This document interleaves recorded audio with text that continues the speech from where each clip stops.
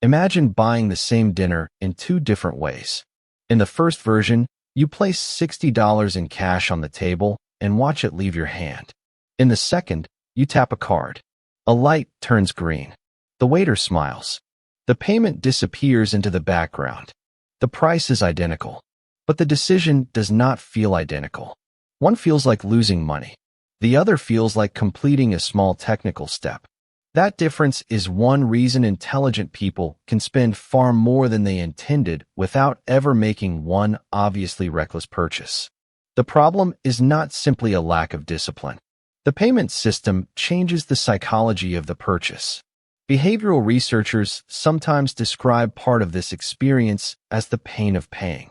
Spending creates two events in the mind. You receive something you want, and you surrender something valuable. Cash connects those events clearly. The pleasure and the cost happen at the same moment. You see the amount. You count it. Your wallet becomes lighter. Digital payment weakens that connection. The product appears now. The financial consequence may become visible days later, mixed into a statement with groceries, fuel, subscriptions, and dozens of other transactions. The purchase becomes vivid. The cost becomes abstract.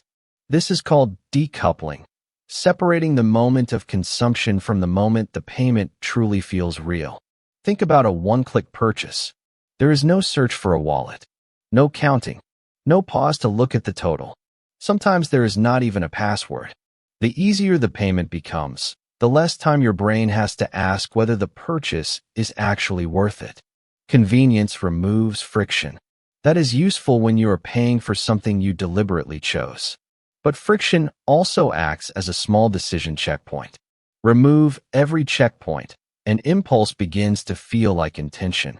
Now add another psychological effect, delayed consequences. When you use a credit card, the pleasure arrives today. The bill belongs to a future version of you. And people are remarkably generous with the time and money of their future selves. Next month feels distant. Today feels real. Buy now. Pay later extends this illusion. A $200 purchase stops being presented as $200. It becomes 4 payments of $50. The total cost has not changed, but the number competing for your attention has become smaller. The question silently changes from, is this worth $200? to, can I handle $50 today? Those are not the same question. One evaluates value. The other evaluates immediate affordability. Subscriptions use a similar mechanism.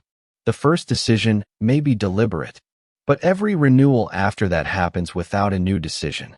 You do not actively choose the service 12 times a year.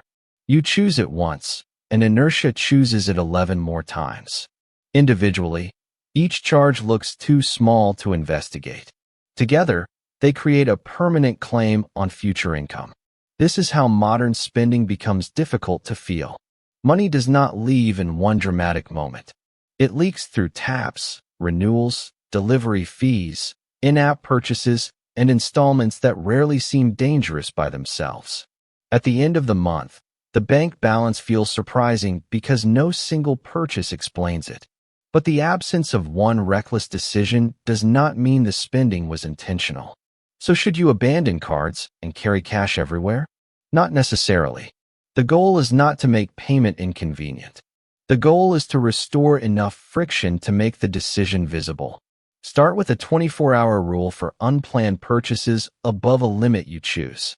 Put the item on a list instead of immediately putting it in the cart. If you still want it tomorrow, evaluate it again. This does not prevent spending.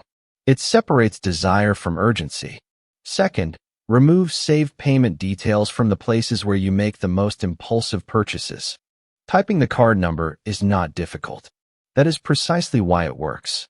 The brief interruption gives the reflective part of your mind time to re-enter the decision. Third, translate installments back into the full price. Before accepting 4 payments of $50, say the complete sentence, I am choosing to spend $200.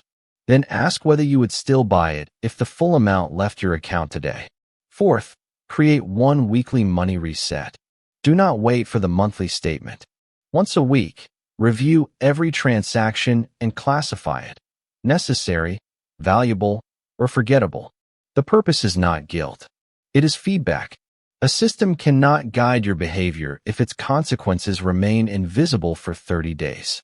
Finally, force subscriptions to compete for renewal. Keep a list with the total annual cost of every recurring service. When a subscription renews, ask whether you would buy it again today at its yearly price. If the answer is no, inertia is spending for you. Digital payments are not designed to make you poor. They are designed to make transactions fast, smooth, and forgettable. That convenience is real. But when spending becomes effortless, awareness must become deliberate. The most important purchase decision may happen before you choose the product. It may happen when you decide how easy it will be to pay. The next time a screen offers one click, one tap, or 4 smaller payments, pause before asking whether you can afford it. Ask whether the payment method is helping you judge the purchase or helping you avoid feeling it. Because money is easiest to lose when spending no longer feels like spending. This video is for educational purposes only and is not financial advice.